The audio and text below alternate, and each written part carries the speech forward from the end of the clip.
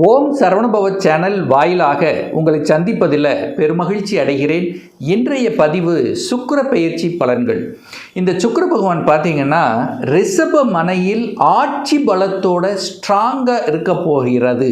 So எது வரைக்கும் ஸ்ட்ராங்காக இருக்க போகிறது அப்படின்னா மே மாதம் 14ஆம் தேதி வரை ஆட்சி பலத்தோட ஸ்ட்ராங்காக இருக்கார். அப்போ சுக்கிரன் வலிமையிட்டால் சுகபோகங்களோடு இருக்கக்கூடிய தன்மை இருக்கும். பணம் புரளக்கூடிய தன்மை, குடும்பத்தில் சில நல்ல விஷயங்கள் நடப்பதற்குண்டான அத்தனை அம்சங்களையும் கொடுக்கும்.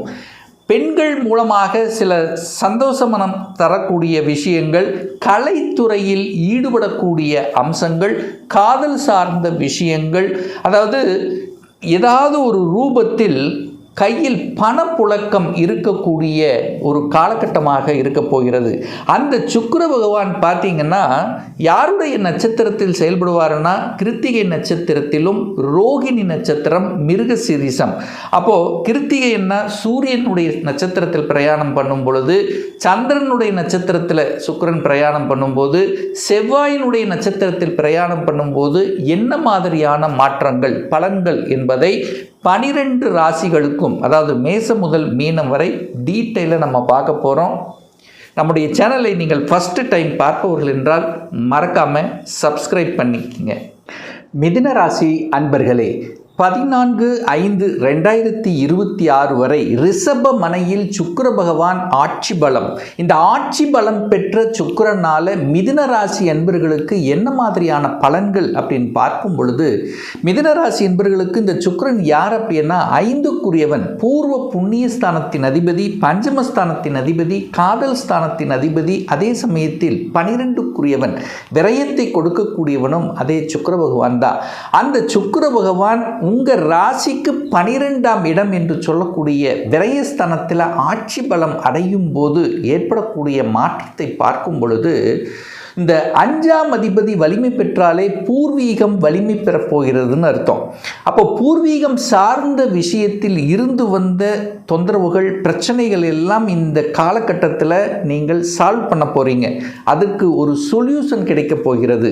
ஒரு பாக பிரச்சனை, சொத்து பிரச்சனை, இந்த மாதிரி ஏதாவது ஒரு பிரச்சனைகள் இருக்கக்கூடிய இந்த மிதுனத்துக்கு இந்த காலகட்டம் ஒரு உகந்த காலகட்டமாக அமைய போகிறது அப்படிங்கிறத ஸ்ட்ராங்காக நம்ம சொல்லலாம். ஏன்னா 5ஆம் அதிபதி வலிமை பெறுகிறது. 5ஆம் அதிபதிங்கிறது 5 இயற்கையினுடைய அனுகூலத்தை பெறக்கூடிய ஒரு இடம் 5க்குரியவன். ஒருத்தருடைய ஜாதகத்தில் 5ஆம் அதிபதி வலிமை பெற்று விட்டாலே பாதி பிரச்சனை உங்களுக்கு தீர்ந்து விட்டதுன்னு அர்த்தம். எப்பேற்பட்ட அழுத்தம், ப்ரெஷர், டென்ஷன் இருந்தாலும் அதை சமாளிக்கக்கூடிய ஆற்றல் என்பது இயல்பாகவே இந்த காலகட்டம் நிச்சயமாக உங்களுக்கு உறுதுணையாக இருக்கும். அதே சமயத்தில் குழந்தைகளினுடைய நலன்கள் சார்ந்த விஷயங்கள் சிறப்பாக இருக்கும்.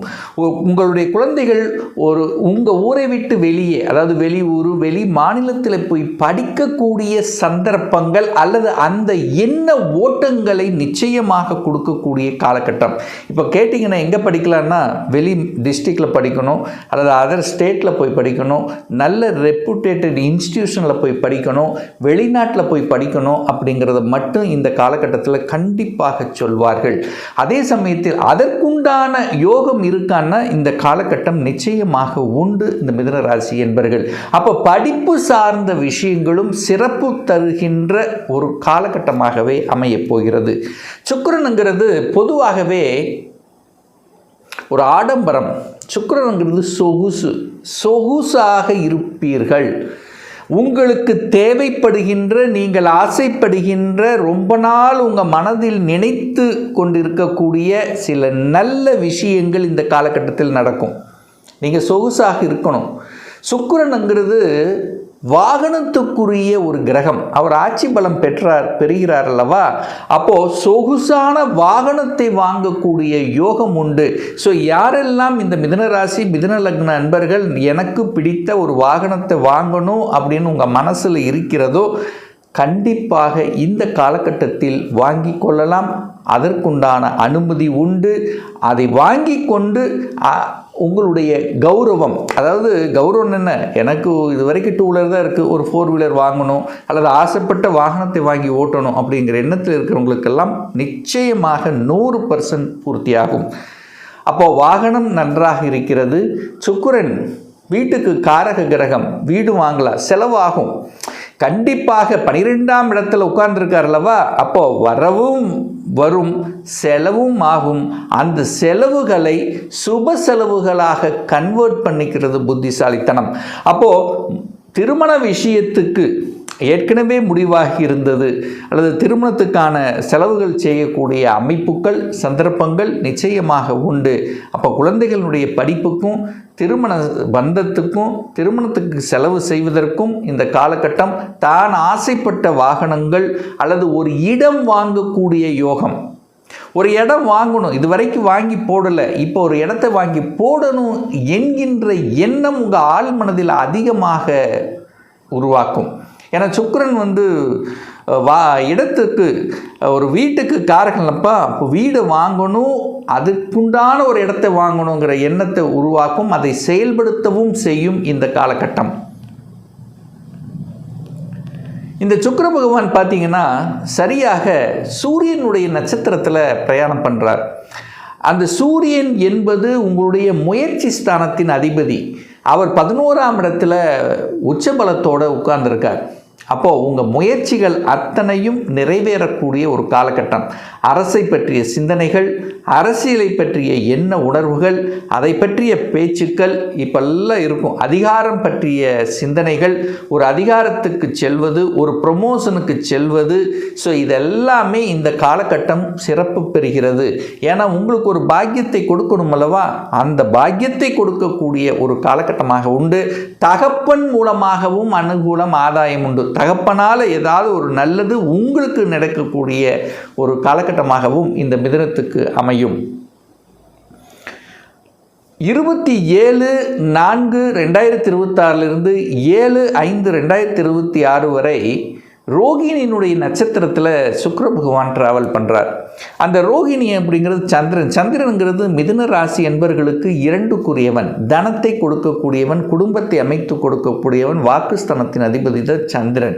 ஸோ அந்த நட்சத்திர சாரத்தில் சுக்கிரன் பிரயாணம் பண்ணும்போது பொருளாதார ஏற்றத்தை கண்டிப்பாக டெவலப் ஆகும். ஏன் சொல்கிறேன் அப்படின்னா, சுக்கிரன் கையிருப்பு பணக்காரகன், சந்திரன் என்பது உங்களுக்கு தனத்தை கொடுக்கக்கூடிய ஸ்தானத்தின் அதிபதி. இது 2 கனெக்ட் ஆகும்போது பொருளாதார ஏற்றம் கண்டிப்பாக உண்டு. இந்த காலகட்டத்தில் ஒரு கொஞ்சம் கடந்த மாதத்தை கம்பேர் பண்ணும்போது இந்த மாதம் உங்களுக்கு தன வருவாய் நல்லாவே இருக்கும் அப்படிங்கிறத நான் சொல்ல வரேன். அப்போ பொருளாதார ஏற்றத்துக்கு உண்டான அந்த முயற்சிகள், அதற்குண்டான அமைப்புகள் உங்களுக்கு தேடி வரும். அதை கெட்டியாக பிடித்து கொள்வது மிதுனத்துக்கு நல்லது. அதற்குண்டான ஆப்பர்ச்சுனிட்டி உங்களுக்கு தேடி வரும்னு சொல்கிறேன். அப்போ இந்த காலகட்டத்தில் தான் ஒரு சிலருக்கு ப்ரொமோஷன் கிடைக்கும், அல்லது ஒரு தொழில் அபிவிருத்தி செய்வதற்கு உண்டான அனைத்து வேலைகள் கிடைக்கும், புதிய ஒப்பந்தங்கள் உங்களுக்கு கிடைக்கும். ஒரு லாபத்தை அனுபவிக்கக்கூடிய சில எண்ணங்கள் உங்கள் மனசில் இருக்கும். ஏன்னா நீங்கள் புதன் ஆளுமையில் இருப்பவர்களவா, புத்திசாலித்தனமாக செயல்படுவீர்கள். அதாவது பேச்சை அறிவை வைத்து செய்யக்கூடிய தொழில்கள் மூலமாக தனலாபங்களை ஈட்டக்கூடிய தன்மை. அதே சமயத்தில் இந்த மார்க்கெட்டிங் சம்பந்தப்பட்ட துறையில் இருக்கின்றவர்கள், கமிஷன் சம்பந்தப்பட்ட துறையில் இருக்கின்றவர்கள், இதெல்லாமே சூப்பரான ஒரு காலகட்டமாக அமைய இருக்கிறது அப்படிங்கிறத ஸ்ட்ராங்காக சொல்லலாம். அடுத்தது பார்த்திங்கன்னா 8ஆம் தேதி, அதாவது 8/5/2026 பார்த்திங்கன்னா கண்டிப்பாக செவ்வாயினுடைய நட்சத்திர சாரத்தில் சுக்கிரன் டிராவல் பண்ணுறார். அந்த செவ்வாய்ங்கிறது உங்களுக்கு 6க்குரியவன், கடன் நோய் எதிர்ப்பு பகையை தரக்கூடியவன். ஸோ இந்த காலகட்டத்தில் கொஞ்சம் ஹெல்த்தில் அக்கறை எடுத்துக்கொள்வது மிதுனத்துக்கு சிறப்பு. அடுத்து கடனை பற்றிய சிந்தனைகள் கண்டிப்பாக உண்டு. கடன் தன்னுடைய கெப்பாசிட்டிக்கு மேலே கண்டிப்பாக போகக்கூடாது. கடனை வளர்ப்பேன் அப்படின்னு சொல்லுது. அப்போ கடன் சார்ந்த விஷயத்தில் கவனமாக இருக்கணும். வம்பு வழக்கு சம்பந்தப்பட்ட எந்த ஒரு நெகட்டிவ் விஷயத்துக்குள்ளேயும் இந்த காலகட்டம் செல்லக்கூடாது. கடனை வாங்கி, அதாவது சுப கடன்களாக நீங்கள் கன்வெர்ட் பண்ணிக்கலாம். ஒரு வீடு வாங்குறது, ஒரு வாகனம் வாங்குறது, இந்த மாதிரி வேணால் நீங்கள் செஞ்சுக்கலாமே ஒழிய கடன், தேவையில்லாத கடனை வளர்த்தி விடும். ஏன்னா சுக்கிரன் 12ஆம் அதிபதியாச்சா, செவ்வாய்ங்கிறது 6ஆம் அதிபதியாச்சா, 6-12 கனெக்ட் ஆகுதா. அப்போ எதிர்ப்பு பகை வரும். கடனை வாங்கி கடனை அடைத்தல், அப்போது இந்த காலகட்டத்தில் கொஞ்சம் கவனத்தோடு செயல்படணுங்கிறத மிதுன ராசி என்பர்கள் ஞாபகத்தில் வைத்து கொள்ளுங்கள். வெளிநாடு, வெளியூர், வெளிமாநிலம், அந்நிய தேசம் சிறப்பு. வீடு, வண்டி, வாகனங்கள், அசையும் அசையா சொத்துக்கள் வாங்கக்கூடிய அமைப்பு உண்டு. சுக்கிரனுங்கிறது கலைத்துறை, ஏதாவது ஒரு கலைத்துறையில் இருக்கக்கூடிய மிதுன ராசி என்பவர்களுக்கு பெயரையும் புகழையும் தரக்கூடிய ஒரு காலகட்டம். புதிய ஒப்பந்தங்கள் உங்களுக்கு தேடி வரக்கூடிய அமைப்பு உண்டு.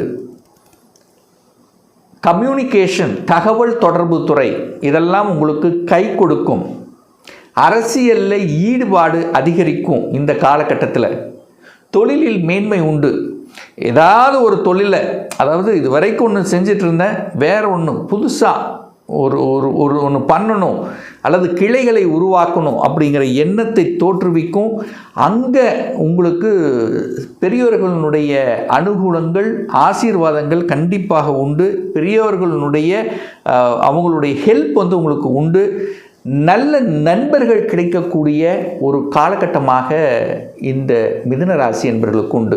ஸோ இந்த சுக்கிர பெயர்ச்சி ஏற்றத்தை தரக்கூடிய, ஒரு வீடு, வண்டி, வாகனங்களை வாங்கக்கூடிய, அட்லீஸ்ட் ஒரு இடத்தையாவது வாங்கி போடணுங்கிற எண்ணம் ஆழ்மனதில் விதைக்கக்கூடிய ஒரு அற்புதமான ஒரு காலகட்டமாக இந்த மிதுனத்துக்கு அமையும்.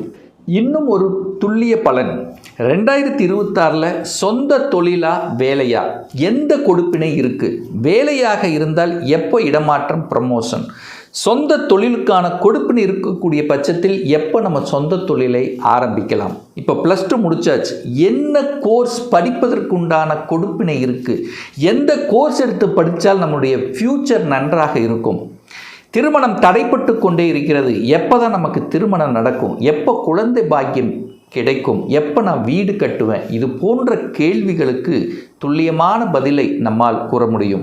ஒரு பர்சனல் கன்சல்டேஷன் எடுத்துக்கணும், ஒரு சுய ஜாதகம் பார்க்கணும் என்று விருப்பப்படக்கூடிய அன்பர்கள் டிஸ்பிளே தெரியக்கூடிய நம்பருக்கு வாட்ஸ்அப் மூலியமாகவோ ஃபோன் கால் மூலியமாகவோ தொடர்பு கொண்டு அப்பாயின்மெண்ட் பெற்றுக்கொண்டு நேரடியாகவோ அல்லது ஆன்லைன் மூலமாகவோ கன்சல்டேஷன் எடுத்துக்கலாம். நம்மளுடைய அலுவலகம் கோயம்புத்தூரில் அமைந்துள்ளது. அதாவது கோயம்புத்தூரிலிருந்து மேட்டுப்பாளையம் செல்லும் வழியில் வெள்ளக்கிணர் பிரிவுக்கு பக்கத்தில், அதாவது அண்ணாபூர்ணா ஹோட்டலுக்கு அருகில் அமைந்துள்ளது. பிரியர் அப்பாயின்மெண்ட் பெற்றுக்கொண்டு நேரடியாக கன்சல்டேஷன் எடுத்துக்கலாம். நிச்சயமாக இந்த பதிவு ஏதாவது ஒரு ரூபத்தில் உங்களுக்கு யூஸ்ஃபுல்லாக இருக்குங்கிறதுல எந்தவித மாற்று கருத்தும் கிடையாது. மீண்டும் ஒரு நல்ல பதிவில் உங்களை சந்திக்கும் வரை உங்களிடமிருந்து விடைபெறுவது உங்கள் அஸ்ட்ராலஜர் டாக்டர் சதீஷ்.